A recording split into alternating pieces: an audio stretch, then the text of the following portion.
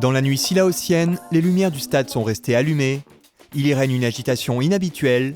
Comme Saint-Pierre 2 jours plus tôt et Helbourg la veille, Sillaos accueille à son tour le départ d'une course, le Trail de Bourbon. L'épreuve, 5e du nom, rassemble comme chaque année plus d'1 millier de coureurs aux motivations diverses. J'étais bénévole avant, donc pris au jeu, voilà, donc pour les 50 ans de me faire le grand, puis maintenant je vais redescendre vers la Mascarène l'année prochaine. C'est la première fois une course aussi longue, donc un peu d'appréhension. Pour le plaisir avant tout. Voilà, et puis fait péter aussi, fait péter. Après 8 grands raids terminés, on a voulu changer un petit peu, faire le Trail Bourbon. Avec madame, on part ensemble, on court ensemble et on arrive ensemble. Le Trail de Bourbon a aussi ses stars comme Yannick Seri, 5 fois vainqueur de l'épreuve, et un extérieur tout droit venu de l'île de Beauté, Guillaume Peretti. C'est quelqu'un qui gagne toutes les courses en Corse, donc j'ai confiance en lui, et à Yannick Seri aussi bien sûr. Voilà, que le meilleur gagne. Bonjour à tous, j'espère que vous allez passer une bonne journée. Et donc le départ va se passer de la façon suivante. Vous allez sortir en marchant jusqu'à la ligne de départ qui est matérialisée par la banderole.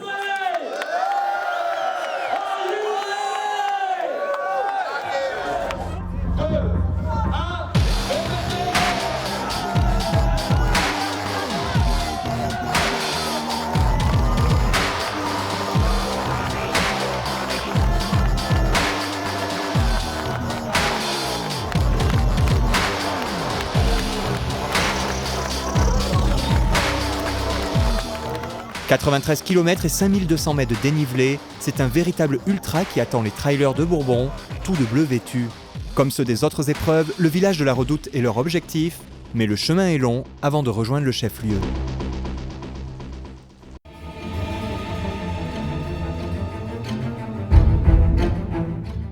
Première étape, atteindre le cirque de Salazie par le gîte du Piton des Neiges et le gîte de Bélouve. 25 premiers kilomètres exigeants pour aboutir au stade de Helbourg. Premier gros ravitaillement. Là, au quart de la course, la bataille bat son plein. Yannick Seri est une fois de plus en tête. Faut profiter de l'instant présent et voilà. Mais son principal challenger, Guillaume Peretti, n'est pas loin. T'as 8 minutes 5 derrière. Tous deux ont déjà creusé l'écart avec la suite de la course. En pleine forme. Bonne première partie, on a eu beaucoup de boue sur le début, mais ça s'est bien passé. Bon, maintenant après on va avoir la chaleur, après le froid. Ouais, le plus dur et après quoi, c'est la montée de Grand Sable, là on la voit d'ici, il commence à faire chaud. Chez les féminines, Gilberte Libel est la première à rejoindre le poste. La mafataise est souriante, même si elle est en proie à des doutes. J'ai une petite douleur là dans le genou, j'espère que je vais tenir jusqu'à la Redoute. Surtout que sa première poursuivante n'est pas le genre à faire dans la dentelle. Estelle Carré a seulement 4 minutes, c'est la promesse d'un beau combat, auquel peut encore s'inviter Marie-Noëlle Bourgeois, la grande vainqueur de l'édition 2013.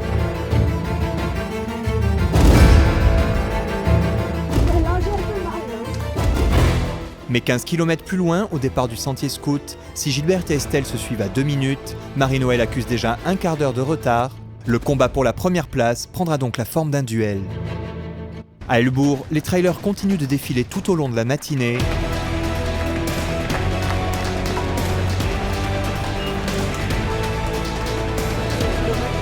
Bon, j'ai tout ce qu'il me faut pour aller à la plaine des Mers. Donc j'espère que ça va aller, que le physique va suivre. Pour l'instant ça va, mais bon, on n'est jamais sûr de rien avec le trail. Je prends plaisir, un petit peu de boue, mais ça se passe. Il n'y a pas de douleur, rien, donc impeccable pour l'instant. Poste le plus facilement accessible de cette première moitié de course, Helbourg permet aussi au public d'encourager les coureurs. C'est l'ambiance, c'est le fait de voir les personnes arriver comme ça, après le long trajet qu'ils ont fait, de les encourager, de voir, même s'ils sont en souffrance, ils puisent toute leur énergie, ils sont contents. Et puis nous aussi, on fait des rencontres aussi avec d'autres familles, d'autres personnes. C'est une petite famille en fin de compte, voilà quoi. Parfois, les encouragements ne suffisent pas pour bien repartir.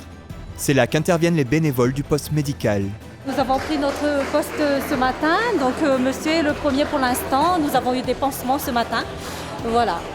Là je me fais masser faut que j'attaque le grand sable tranquillement, sans douleur et sans crampes. Ouais, je suis plus fatigué, je vais reposer 5 minutes, après je vais repartir. Ça va aller, ouais, c'est juste une petite irritation, c'est pas grand-chose. Quelle que soit la course, quel que soit le poste, ils sont chaque année plus d'1 millier de bénévoles à donner de leur temps pour que la fête soit la plus belle possible. C'est plutôt bien passé dans l'ensemble. On n'a pas trop dormi, mais la fatigue, ça va, on ne ressent pas trop. Après 3 jours, on est un peu fatigué et content d'être là. Il y a un côté magique dans ce sport qui fait qu'on a toujours plaisir à être bénévole. Après 13 raids, je suis passé de l'autre côté de la barrière pour vraiment me rendre compte du travail qu'effectuent les bénévoles. Sans les bénévoles, il n'y a pas de bon raid. Alors vive les bénévoles. Allez, ben on y va, la course est terminée, on continue. Bravo, bravo.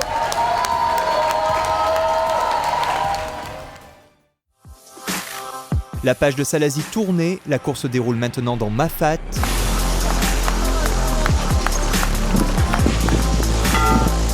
À Illet-à-Malheur, Yannick Seri continue son envolée solitaire.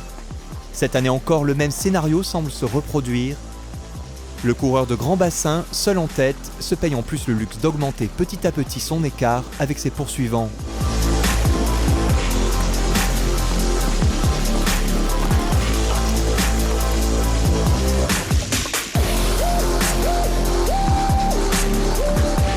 Guillaume Peretti ne semble pas vouloir lâcher prise, mais en plein cœur de Mafat, il doit déjà compter sur 17 minutes de retard.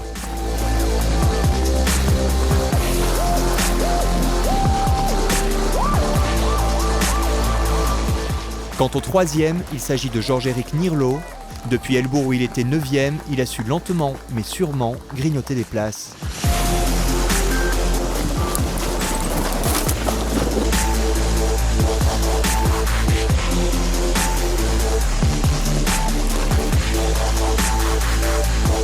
Merci.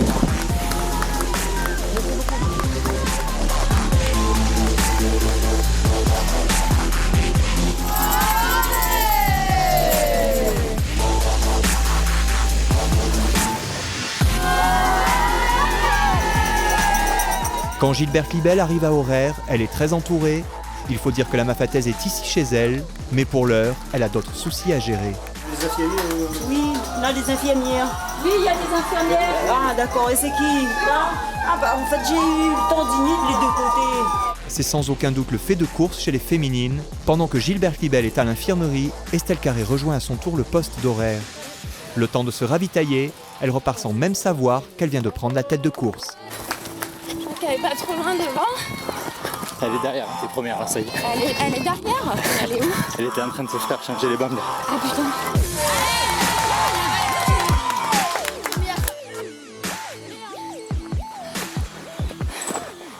Mon rythme. Il fait hyper chaud. Ça va aller.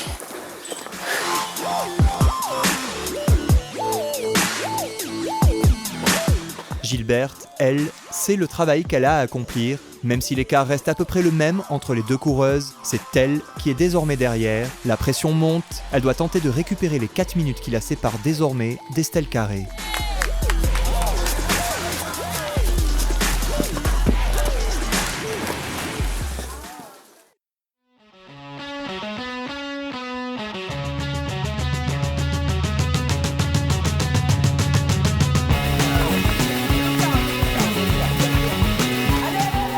Chez les hommes, c'est avec le mur de Dodane que les cartes vont être rebattues. À deux bras, Yannick Seri et Guillaume Peretti continuent leur duel avec le même écart qu'à Horaire. Et puis, les 700 mètres de dénivelé sur le mur ont parlé. En difficulté, Guillaume Peretti a continué d'y perdre de précieuses minutes. Trop lent. Tu ne mets pas le son. Pour finalement craquer dans la descente vers la possession. Au poste de la possession, à 20 km de l'arrivée, Yannick Seri sous les feux des projecteurs. Avec plus de 40 minutes d'avance, plus rien ne semble pouvoir l'arrêter. Derrière lui, la donne a changé. C'est Georges-Éric Nirlo qui pointe en deuxième. Quant à Guillaume Peretti, il a quitté le podium et en profite pour faire un long arrêt. En manque de confiance, il s'inquiète de la suite du parcours. C'est le même type de pavé. Voilà, il y a du jeté. Sauf la dernière descente quand il y a la grande chaloupe, elle est un peu... Les pavés, ils sont partis en... Enfin, ça va rouler tout seul. Le Corse finit par repartir, mais abandonnera un peu plus tard à la grande chaloupe. fait chaud. Pour la masse des coureurs, le milieu de journée se déroule dans Mafat, et Horaire est sans doute le poste le plus emblématique du cirque.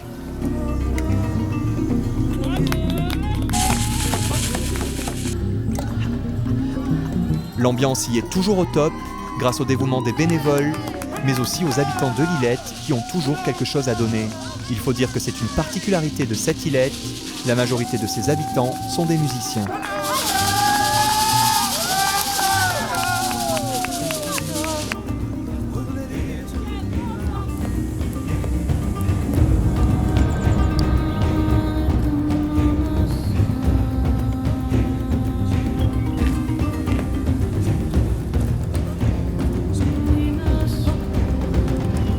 L'autre poste stratégique de Mafat, c'est bien sûr celui de Debras, à la sortie du cirque.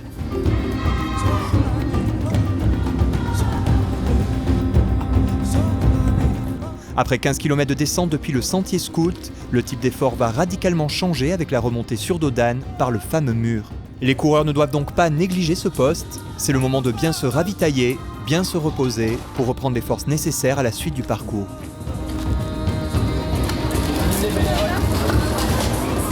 Vive les coureurs aussi.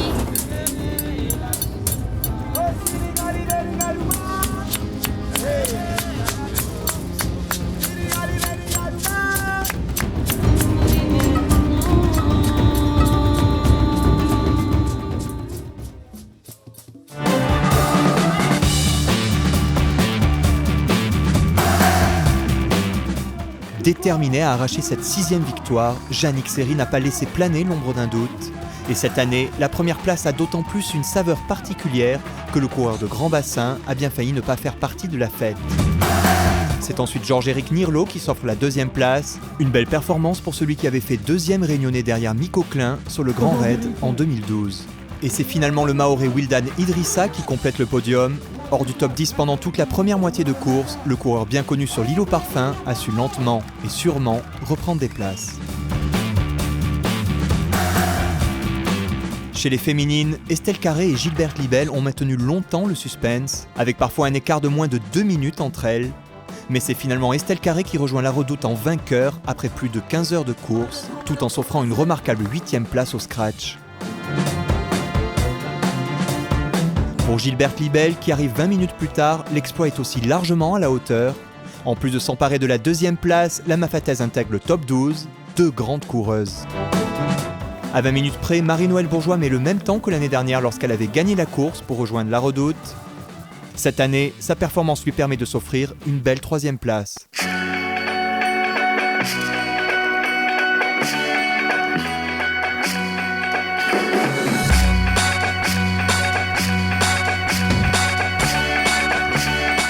Si l'histoire des premiers s'écrit en une grosse journée, pour la majorité des coureurs, l'aventure du Trail de Bourbon déborde largement dans la nuit, voire sur le lendemain. J'ai pas dormi du tout depuis que je fais le Trail de Bourbon. J'ai pas vraiment dormi. Là, nous sommes à Sillaos. En combien de temps 25 heures. Donc les chouettes, mais après, ça arrive en battre à mon médaille. Comme pour les autres courses, il est un poste où le bip de la douchette ne retentit plus tout à fait pareil. Au Colorado, il est le dernier que les coureurs entendent avant celui de l'arrivée à 4 km. Et c'est déjà un soulagement. Ouais, dernière étape. Voilà, psychologiquement, on est... Ça finit. Ça se termine. Ouais. Ça va être triste après. Oh, déjà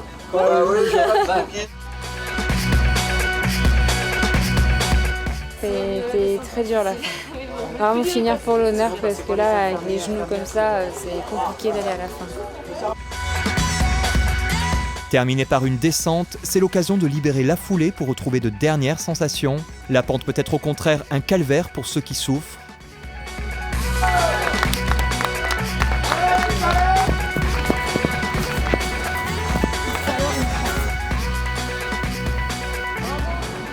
Mais pour tous, la Redoute finit toujours par être en ligne de mire, avec la promesse d'une récompense fantastique, faire partie des finishers du Trail de Bourbon.